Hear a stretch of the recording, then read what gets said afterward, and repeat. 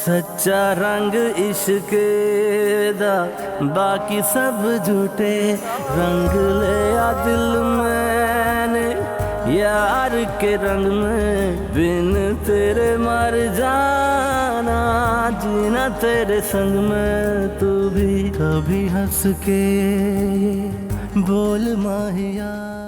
तुम ये चाहती हो कि मैं अपना घर बार छोड़कर यहाँ आके अम्मी की खिदमतें करूं? एक बात सुनो, अम्मी अब तुम्हारी जिम्मेदारी है, मेरी नहीं। कैसे satisfied डैड? बर्बाद तो मैं हो ही चुका हूं ना, अब और बचा क्या है मेरे पास खत्म होने के लिए?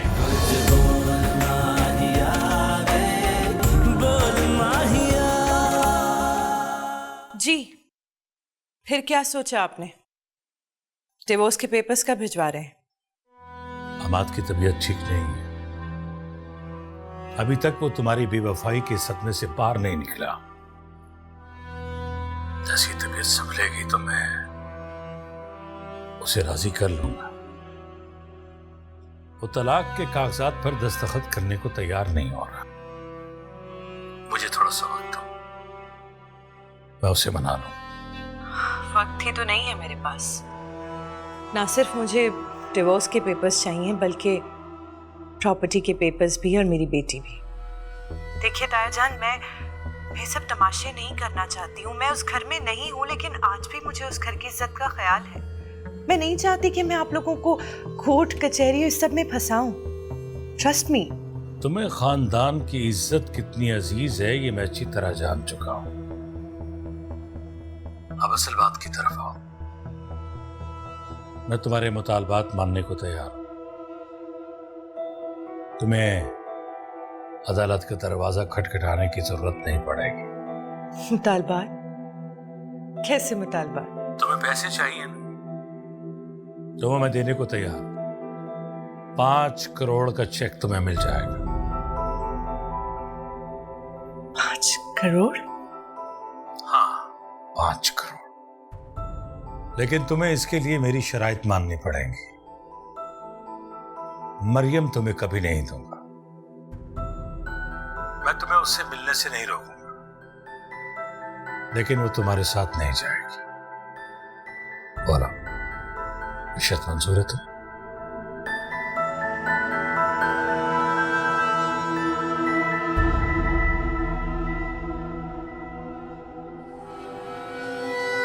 तो इसमें इतना सोचने की क्या बात है? 5 करोड़, 5 करोड़ कोई छोटी रकम नहीं होती। इतनी अच्छी अपॉर्चुनिटी बार बार नहीं मिलेगी। Rohel, it's about my daughter. ये मेरी बेटी की बात है। तुम्हारी बेटी कौन सी भागी जा रही है? 1-2 साल रहने दो उसे उसके बाप के पास। और अगर हमाद तलाक नहीं दे रहा तो ना दे। उसका गुस्सा भी ताजा है, उसे ठंडा होने दो। फिर सब कुछ वैसा ही हो जाएगा जैसा तुम चाह रही हो। कैसे हो जाएगा? देखो, तुम्हारे चाचा जान के पास हार्डली 2 से 5 साल है। तुम ही ने बताया था ना कि वो बहुत एजड। और रही बात हमाद की, वो तो कुछ करने के काबिल रहा ही नहीं। तुम बस इंतजार करो, थोड़ा वक्त गुजरेगा तो सब कुछ ठीक हो जाएगा। और फिर तुम होगी, तुम्हारी बेटी होगी, और वो आलीशान घर।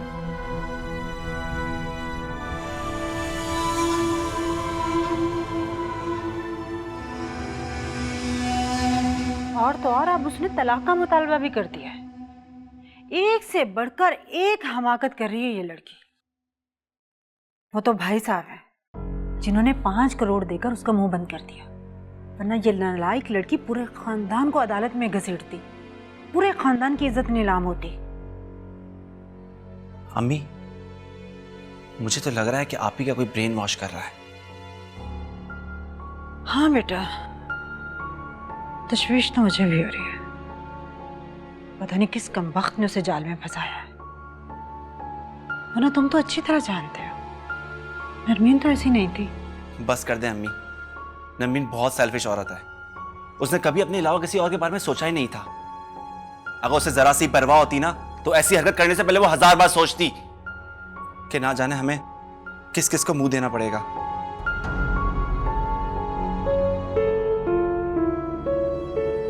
वैसे अम्मी, ताया जान का दिल बहुत बड़ा है, इसलिए उन्होंने हमें जाने से रोक लिया। नानू मामा कहाँ चली गई हैं? इतने दिन हो गए वो अभी तक वापस ही नहीं आई। बेटा तुम्हारी मामा बहुत जल्द वापस आ जाएंगी। कब आएंगी? मेरा बच्चा, बस तुम दुआ करो तुम्हारी मामा जल्द तुम्हारे पास आ जाए। आप झूठ बोलती हैं। आप कह रही थी मामा आ जाएंगे, लेकिन वो नहीं आई। उन्होंने फोन भी नहीं किया। मामा बहुत गंदी, मैं उनसे कभी बात नहीं करूंगी। ऐसे नहीं कहते बेटा, आप तो मेरी प्यारी बेटी। नहीं हूँ मैं आपकी बेटी, मैं सिर्फ अपनी मामा की बेटी हूँ। मुझे उनके पास लेके जाएं, वरना मैं खाना नहीं खाऊंगी। जी सुबह से इन्होंने कुछ भी नहीं खाया। मैं तो मिन्नतें कर कर कर भी थक गई हूँ। हर तरह से बहला फुसला कर भी देख लिया। अब मेरी हिम्मत जवाब दे गई है। तुम जाओ खाना लेकर आओ, मैं अपनी बेटी को अपने हाथों से खाना खिलाऊंगी। नहीं खाना मुझे आपके हाथ से खाना, किसी के हाथ से नहीं खाना। आप लोग सब झूठे हैं। मुझे मेरी मामा से नहीं मिलवाते। मैं किसी से बात नहीं करूंगी, किसी के हाथ से खाना नहीं खाऊंगी। जाओ देखो तुम इसको, जाओ देखो कहाँ गई है। देख रहे हो तुम? अब मैं इस मासूम बच्चे को कैसे समझाऊं? नरमी ने ठीक नहीं किया, बिल्कुल ठीक नहीं किया उसने।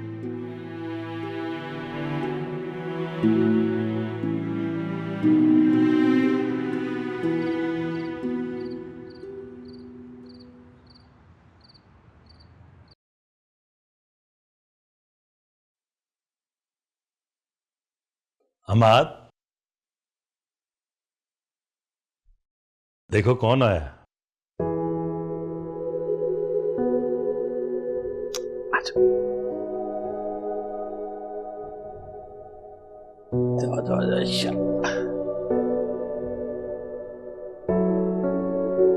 पापा, पापा आप हर वक्त इतने सैड क्यों बैठे रहते हैं? बाहर भी नहीं आते, कार रेसिंग के लिए भी नहीं जाते। डैडी से यहाँ से लीजिए। मैंने आपसे पहले भी कहा था कि इसे मेरे कमरे में मत लाया करें। मेरे पास इसके किसी भी सवाल का जवाब नहीं। पापा आपको क्या हो गया है? आप हर वक्त सबसे लड़ते क्यों रहते हैं? आपको याद है ना, आपने कहा था गुस्सा हेल्थ के लिए अच्छा नहीं होता। याद है ना आपको?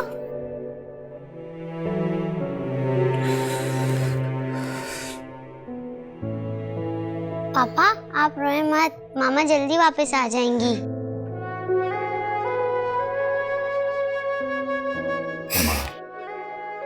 हिम्मत करो। प्लीज मेरे को यहाँ से लीजिए। के पापा आप नाराज मत हो, मैं चली जाती हूँ यहाँ से। अरिया बेटा सुनो, रुक जाओ। मत रुके से। अब प्लीज आप यहाँ से चले जाइए, मुझे अकेला छोड़। जग सारा जाने मेरा यार ही ना समझे, मेरा हाले दिल मेरा प्यार ही ना समझे। हाँ तेरी ये जुदाई मुझे रास क्यों नहीं है, हो के मेरे साथ भी तू पास क्यों नहीं है।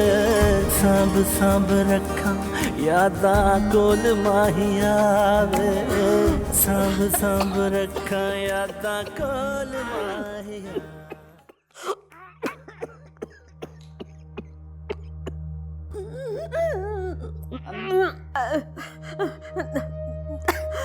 नहीं, मुझे दवा ना पिलाओ। अरे दवा पिला पिला कर मेरे मुंह का जायका ही खराब कर दिया है तुमने तो। लेकिन हमें दवाई तो पीनी पड़ेगी ना। रिजवान मुझसे हर रोज फोन करके पूछते हैं। अरे अगर उसे अपनी बूढ़ी माँ की इतनी ही फिक्र होती ना तो यूं गैरों के यहाँ से छोड़कर जाता क्या परदेश? नहीं मैं गैर नहीं हूँ, आपकी अपनी बहू। अरे बहू जितनी भी खिदमत कर ले, लेकिन होती खैरिए, अपनी औलाद तो अपनी होती है, क्या पता किसी उस दवा पिलाते पिलाते जहर पिलाकर ही मार डाले। आप ऐसा सोचती हैं मेरे बारे में? अरे क्यों ना सोचूं, बहुओं की खिदमत एक दिखावा होती है, उसके पीछे एक मफाद होता है। मेरा भला क्या मफाद होगा अम्मी? इस घर में कदम जमाने के लिए ये सब कुछ कर रही हो ना, हाँ? और दिल ही दिल में मुझे बद्दुआएं दे रही हो कि मैं जल्द से जल्द मर जाऊं और तुम इस घर की मालिकन बन जाओ, हाँ? अरे मुझे व्हील चेयर पर बिठाओ, लेटे लेटे मेरी कमर अकड़ गई है।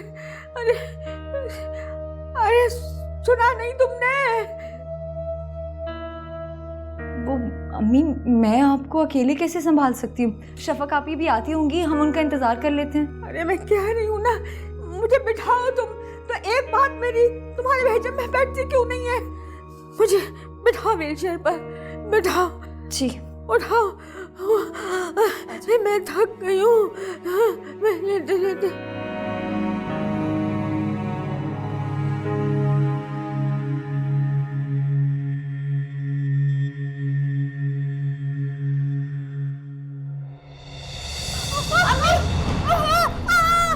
अम्मी, अम्मी, तुमने मेरी माँ को गिरा दिया? नहीं आपी, मैंने नहीं गिराया, अम्मी खुद। झूठी मक्कार, मैंने खुद देखा है तुमने धक्का दिया है अम्मी को। अल्लाह की कसम आपी, मैंने नहीं गिराया वो। लेकिन अभी हमें अम्मी को हॉस्पिटल लेके जाना चाहिए, आप एम्बुलेंस को फोन करें ना।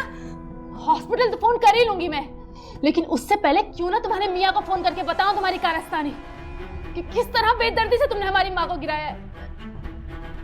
आप बिला वजह मुझ पर इल्जाम लगा रही हैं। आपकी माँ को इस वक्त हॉस्पिटल ले जाना चाहिए, उनकी हालत ठीक नहीं है, और आप यहाँ बैठी मुझ पर इल्जाम तराशियां कर रही हैं। शर्म आनी चाहिए आपको।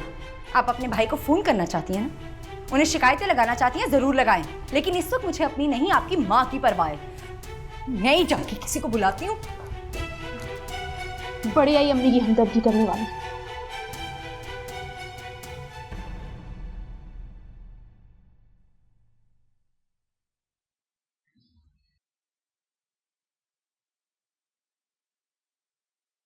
आजकल फैक्ट्री क्यों नहीं जा रहे?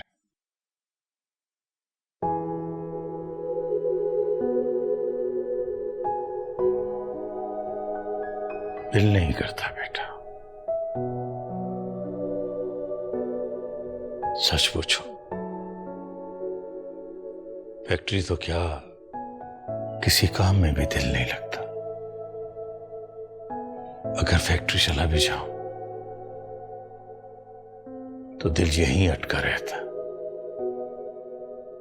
तुम्हारे पास। मरियम को और तुम्हें मैं मुलाजमों के रहमो करम पर नहीं छोड़ सकता बेटा। मेरी फिक्र मत किया करें, ये अकेलापन और फ्रस्ट्रेशन तो मेरा मुकद्दर बन गया। महीने से बिस्तर पे पड़ा हूं या व्हील चेयर, अब यही तो मेरी जिंदगी है। और वैसे भी इस तन्हाई के साथ जीने की आदत सी हो गई है मुझे।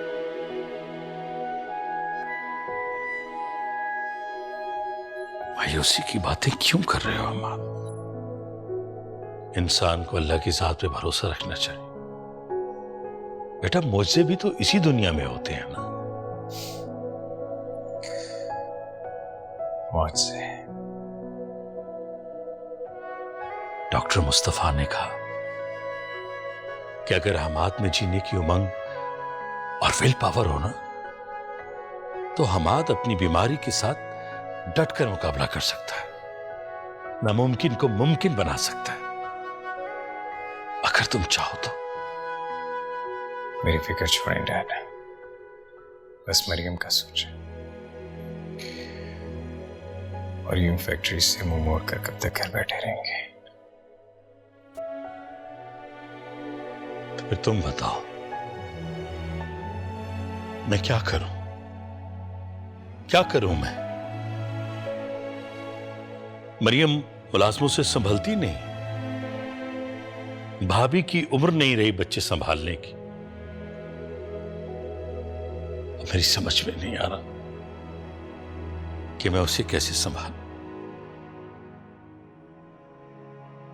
सारा सारा दिन वो अपनी मां का पूछती रहती है, और तुमने भी तो उससे मुंह मोड़ लिया। कभी बुलाकर प्यार से अपने पास बिठाया नहीं उसे। इसमें बच्ची का क्या कसूर है? मां तो उसे छोड़कर चली गई, और बाप की शफकत से उसे तुम महरूम कर रहे हो। मैं क्या करूं डैड? जब भी उसे देखता हूं, उस बेवफा का चेहरा मेरी आंखों के सामने आ जाता है।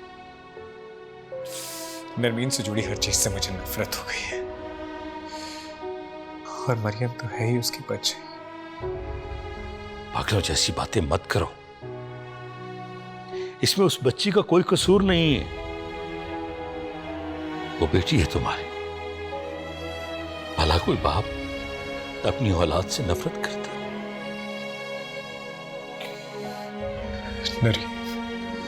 नरमीन ने तो उस मासूम का भी नहीं सोचा।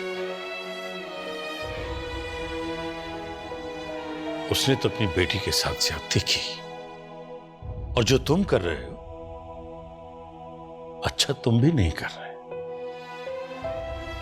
नरमीन की बेवफाई का इंतकाम तुम अपनी मासूम बेटी मरियम से ले रहे, जो तुम्हारा खून है बेटी। बहुत गलत सोच रहे हो अम्मा। मैं तुमसे बहुत खफा हूं, बहुत खफा।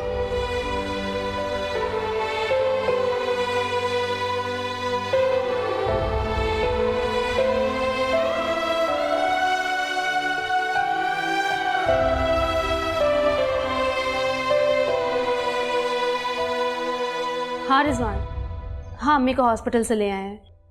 तुम फिक्र मत करो, अब उनकी तबीयत बेहतर है। मैं खुद ही लेकर गई थी उन्हें हॉस्पिटल।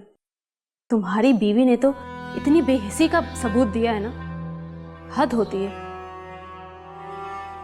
नहीं नहीं, तलाक मत दो इतनी सी बात पे। अभी शादी के 2 महीने ही तो हुए। फजूल में बिला वजह पूरे खानदान में रुसवाई होगी। खैर अम्मी अभी सो रही हैं, उठती हैं तो मैं तुम्हारी उनसे बात करवाती हूँ, ठीक है? चलो अल्लाह हाफिज। आपने क्या कहा रिजवान से? शुक्र करो सच नहीं बताया।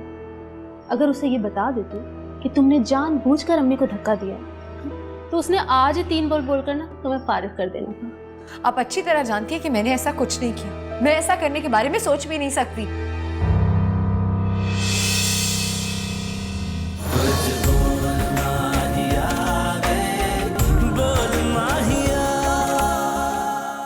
अपने शौहर की इजाजत के बगैर ही कहीं नहीं जा सकती। ये अभी जाएगी इसी वक्त। और एक बात कान खोल के सुन लो, मेरी बेटी लावारिस नहीं है। अच्छा, अगर ऐसी बात है तो मैं कल ही तलाक के कागज उसको भिजवा देता हूँ।